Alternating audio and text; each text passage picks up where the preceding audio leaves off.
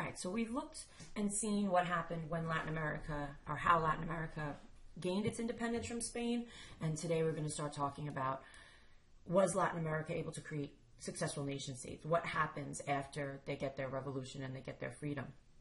So the first question we're going to talk about is, how was Latin America impacted by its wars for independence? So if you remember that Simon Bolivar had this dream of what he called a Grand Colombia, that he had wanted there to be one big nation, including of what today is Venezuela, what was Colombia, and what was Ecuador. He visioned it being all one big Grand Colombia. Because as we're going to look when we read the Jamaica letter, or when we finish reading the Jamaica letter, he felt really that by having this unity, this was the way for Latin America to kind of gain gain strength. Now, however, that's really not going to work out. There's going to be a lot of issues that Latin America is going to be facing, and Gran Colombia is really pretty much going to fall apart upon the death of Bolivar. And there's a lot of different reasons why this happened. One of the first reasons, or first issues, which we're also going to read about when we look at Bolivar's Venezuelan constitution, is that because of the system that Spain had set up, no one really had any ability to self-govern. It wasn't like the North American colonies, where there had been parliaments and local governments that were self-ruling. Here, everything was done from Spain, so the people living in the colonies of Latin America really had no knowledge of how to govern themselves. Another one of the major issues was that independence for a lot of people brought even more poverty. Now, there was, in instances, when you think about Venezuela, you know how Venezuela got its independence, lost its independence, got its independence, lost its independence. This was a very long process for these countries to gain their independence. So as a result, the wars disrupted trade, which was at the backbone of the economy, and the wars devastated the city and the countryside. So this was also an issue.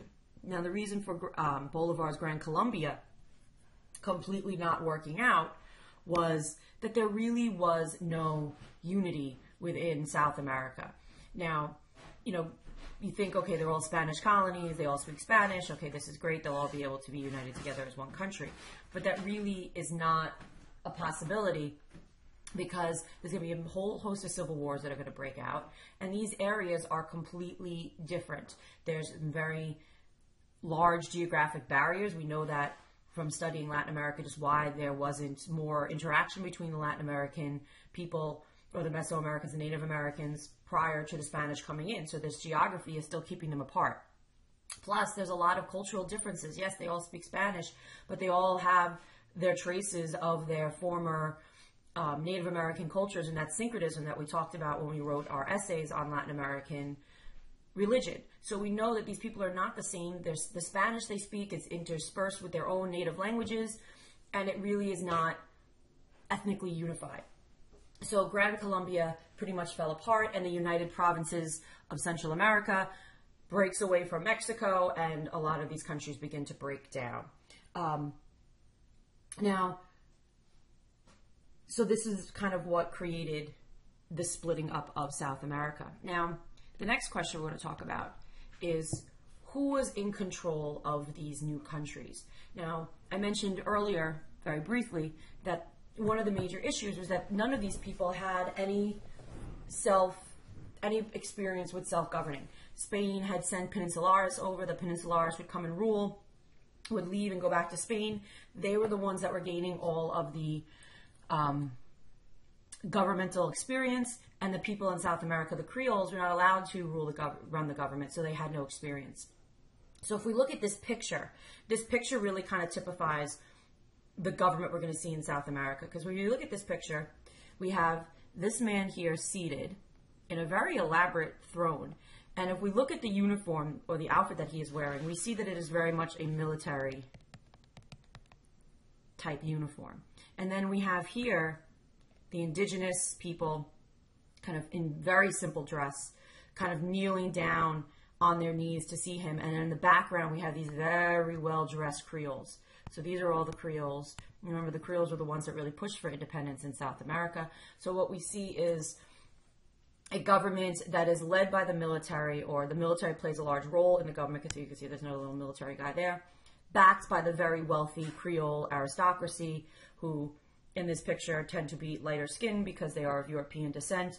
And then you have the people who are either former slaves or Native Americans or mixed race, mestizos, who are being subjugated and down on their knees, prostrating themselves in front of the military leader.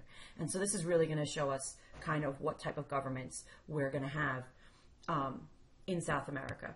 So now, most of these countries get put into control of what are called caudillos. Now, I'm going to go through this slide pretty quickly. If you need to write this stuff down, which you should be doing, and also other stuff that I'm saying, you're going to have to pause it if I don't get through it fast enough, or if you don't write it down fast enough. So the caudillos are your military-backed dictators that we see in the 19th century. So, Bolivar had this dream of there being a republic for South America. He thought, though, that there should be a paternal government first that would kind of ease them into self-governing. What happens is a lot of the countries in South America try to go straight to republic, and it kind of fails really fast, and these dictators take over. Most of them are wealthy Creole aristocrats. They kind of present themselves as reformers with goals to improve the economy, and goals to improve the lives of the common people. And some, very few, actually did try to do this, but most times they took away basic human rights. Like I said, they did attempt to make some improvements, but they really just cared about themselves and their family. That's what they call nepotism. So nepotism is if you give jobs to members of your family, not because they're qualified, just because they're members of your family. And what we see in South America is a quick changeover of governments. That's what I have here. Power changes usually occurred by bayonet point, meaning by military overthrow. And that's something we talked about with France as well. It's something called a coup d'etat, which is a violent military overthrow of the government. So we see that they kind of came in here, took over. Oh, sorry, I did not mean to do that. Took over with these dreams of, or with these promises of being good to the people, but they really weren't good to the people. And the bottom line is, sorry, I didn't mean to move that slide. But the bottom line is the people didn't really know what they were getting themselves into. And if we look at this picture here, where it says, what is the message? We have kind of the plight of what happens to the regular person in South America. So you have the Peruvian indigenous person, much bigger than the other figures, who has been led for years by age-old repression from the Spanish, and now today is basically being held up by the military dictators of the 19th century. We have, democracy in the background being this far distant message that's really not going to reach them. And this also, of course, is the hammer and sickle of the Soviet Union, because once the Cold War hits, South America is going to be kind of, or Latin America is going to be kind of in the struggle of a Cold War. But we'll talk about that at a later date. But with regards to the military dictatorships, the army really was oh my Lord, the army was what was making and unmaking governments. Money that was being spent on the military far exceeded its needs. So they had these massive, massive militaries. And quite commonly, you don't see a war breaking out between like Argentina and Chile, or between Venezuela and Colombia. That's not why they have the armies. It's not for protection like you're supposed to have an army. It's to keep the people in line. So that's where a bulk of the money is being spent for these very elaborate military dictatorships. And if the military doesn't approve of the government, the military will step in and overthrow the government. We've seen that in the 1960s or 70s, in the 20th century. We see that in Chile under Pinochet. Pinochet was the army general. He didn't approve of the Chilean president, Allende, and he bombs the presidential palace, kills the president, and takes over the country. And that's the type of conflict we see in South America during this time period. Now I want to talk about this guy. He is one of your few caudillos who actually tried to do some things for the lower class. He is from Guatemala, which is in Central America, just south of Mexico. His name is Rafael Carrera. I can't roll my R's, so forgive me. So he was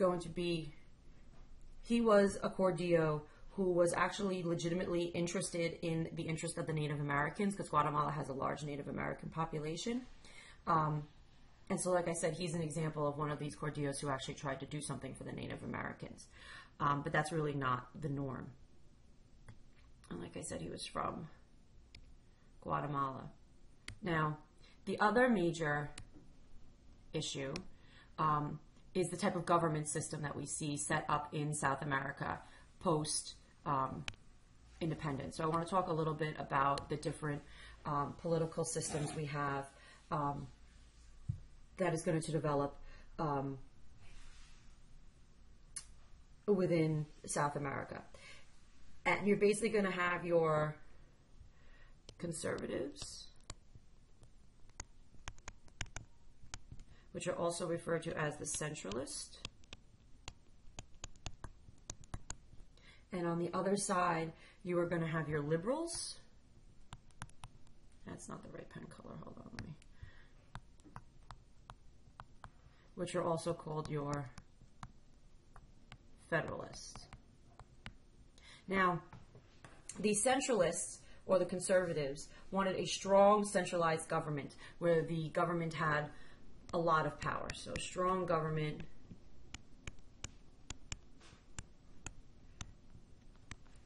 and like I said, government has a lot of power. Whereas the federalists or the liberals, they wanted more of a decentralized government. Kind of like the federal system that we have in our country, where we have, you know, the federal government, which is the national government, and then you have your state governments that control certain things, and you have your local governments like your county and your town governments, and everyone has their own separate sets of powers. That's what we have in our country, which is a federal system. So the liberals more supporting this decentralized federal system, and the conservatives wanted a more stronger central government. So the federalists or the liberals tended to fight more for the rights of the individual. They tended to attack large corporations, and they tended to go after, they wanted to change the structure of the colonial society. They wanted a secular government. They looked to the U.S. and to France as models for this type of government. The conservatives, like I said, wanted a more stronger central government. They wanted to maintain the colonial society. And they felt that this type of structure where everyone kind of is broken up into what we call corporations would be the better type of government. They were very skeptical of secularism, and they really wanted to maintain the power of the church and keep the church as a strong part of the government. So they wanted more church government, or the church having power in the government, and the federalists wanted more secular. So again, the liberals wanted to change colonial society. The conservatives wanted to essentially maintain colonial society. So what we start to see are political parties based along these liberal or conservative lines beginning to spring up in South America. Now, one thing just to keep in the back of your head, though, is that these people, the people who are in the Liberal Party and the people who are in the Conservative Party, they both are the same group of people. They both are essentially your very wealthy Creoles, your landowners, your urban bourgeoisie. And so they're not really that different from each other, even though their ideas are a little bit different. But so the first 50 years of South American independence, we see presidents coming and going very quickly. We see constitutions being very short-lived, overturning very quickly, because there wasn't really a lot of openness for interpretation in the constitutions that were being written. When you think about our country, what makes our Constitution so great is that we can amend it and change it. So the Constitution is a living document. It can grow and change. So we don't have to throw it out every time something new happens. These constitutions were interpreted much more strictly, and there wasn't a way to alter them. So when new things come up, they basically have to, scrap the Constitution and start again. So there basically had to be a new Constitution anytime there was a change in government.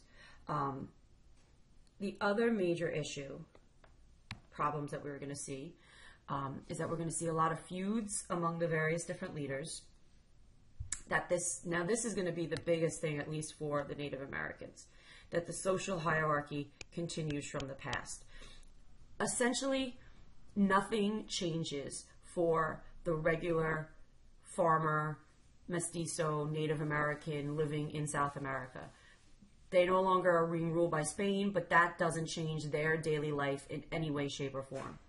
They are still oppressed. They are still kind of, in a marginal existence, living at, very much at the poverty line, because the Creoles want to have all the power and maintain all of the wealth in the country, and they're not really willing to share power, political power, or economic power with the lower classes.